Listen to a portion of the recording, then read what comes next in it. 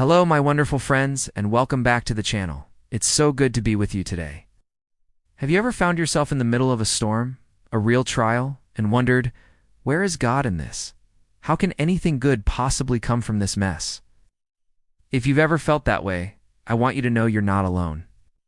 And today, we're going to dive into one of the most powerful and comforting promises in all of Scripture.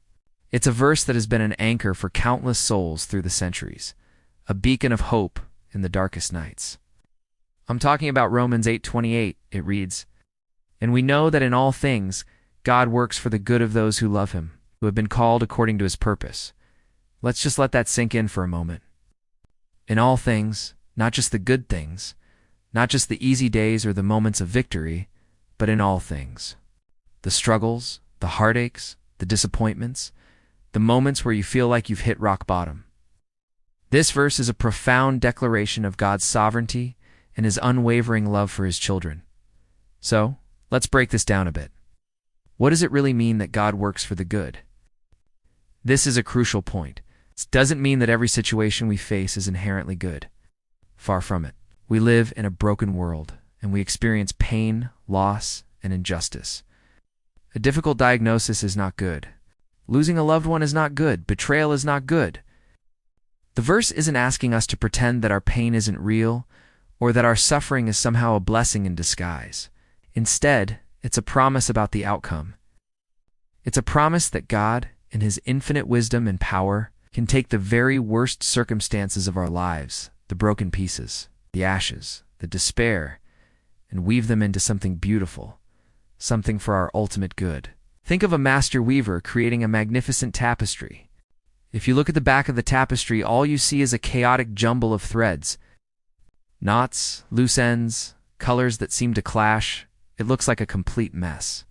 You can't make any sense of it. When you turn it over, you see the breathtaking design the artist had in mind all along.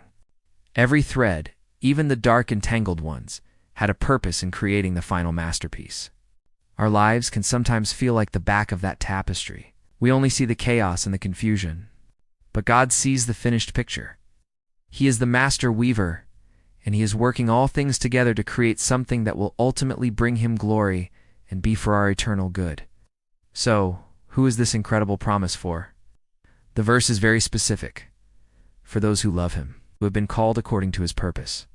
This isn't a blanket promise for everyone in the world. It's a personal, intimate promise for his children, for those who have placed their faith in Jesus Christ, who love God, and are seeking to live out his calling on their lives. Loving God is the key. It's about relationship. When you love someone, you trust them. You believe they have your best interests at heart, even when you don't understand their actions. Our love for God is a response to his incredible love for us, shown most clearly at the cross. And because we love him, we can trust his process. We can rest in the knowledge that his hand is at work, even when we can't see it.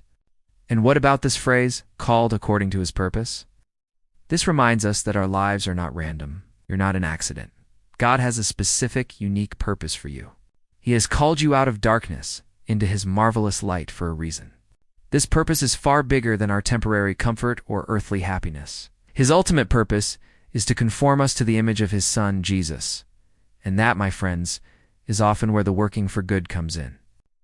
The trials and tribulations we face are often the very tools God uses to shape our character.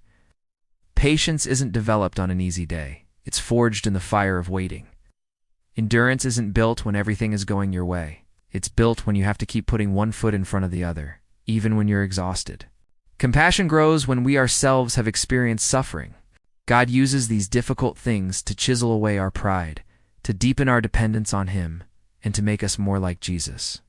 The good that God is working toward is our spiritual growth, our holiness, our eternal well-being. It's a good that lasts far beyond our present circumstances. Let's think about a real-life example from the Bible, Joseph. His story is the perfect illustration of Romans 8:28. He was betrayed by his brothers, sold into slavery, falsely accused and thrown into prison. From a human perspective, his life was a disaster. Nothing seemed to be going right. Where was God in all of that? But Joseph held on to his faith. And at the end of the story, when he is reunited with his brothers, what does he say? He tells them, "You intended to harm me, but God intended it for good, to to accomplish what is now being done, the saving of many lives. Do you see it? God took the jealousy, the betrayal, the injustice, and he wove it all into his grand plan of redemption to save an entire nation from famine. Joseph didn't deny the evil his brothers did. He called it out, but he saw a higher purpose at work. He saw God's sovereign hand turning what was meant for evil into an incredible good. This is the perspective that Romans 8:28 gives us. It allows us to look at our own struggles and say, I don't understand this right now. This hurts deeply. But I know that my God is in control. I know that he loves me. I trust that somehow, in some way, he's going to use this for my ultimate good and for his glory. This promise doesn't remove the pain, but it gives the pain a purpose. It infuses our suffering with hope. So how do we live this out? How do we hold on to this promise when the storms are raging? First, we must know. The verse starts with, and we know. This isn't a vague hope or a fuzzy wish. It is a confident assurance, a deep-seated conviction based on the character of God. We know he is good. We know he is powerful. We know he is faithful. We build this knowledge by spending time in his word, by reminding ourselves of his past faithfulness in our own lives and in the lives of others. Second, we must love him. We cultivate our love for God through prayer, worship, and obedience. The more we grow in our relationship with him, the more natural it becomes to trust him.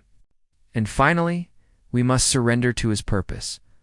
We have to let go of our own plans, our own ideas of what our lives should look like, and trust that his purpose is infinitely better. It means saying, God, not my will, but yours be done. Use this situation, whatever it is, to make me more like Jesus. My dear friend, whatever you are facing today, I want to encourage you to hold fast to this promise. Write it down, memorize it. Preach it to your own heart when doubt and fear creep in. Your story isn't over. The weaver is still at his loom, and he is working all things together for your good. He is taking the tangled threads of your life and creating a masterpiece. Trust his process. Trust his heart. Thank you so much for spending this time with me today. I pray this message has been an encouragement to your soul. If it has, please consider liking this video and subscribing to the channel so you don't miss out on future messages. And please, share your thoughts in the comments below. How has God worked things for good in your life? Your story could be the very thing someone else needs to hear today. Until next time, may you rest in the unwavering hope found in his promises. God bless you.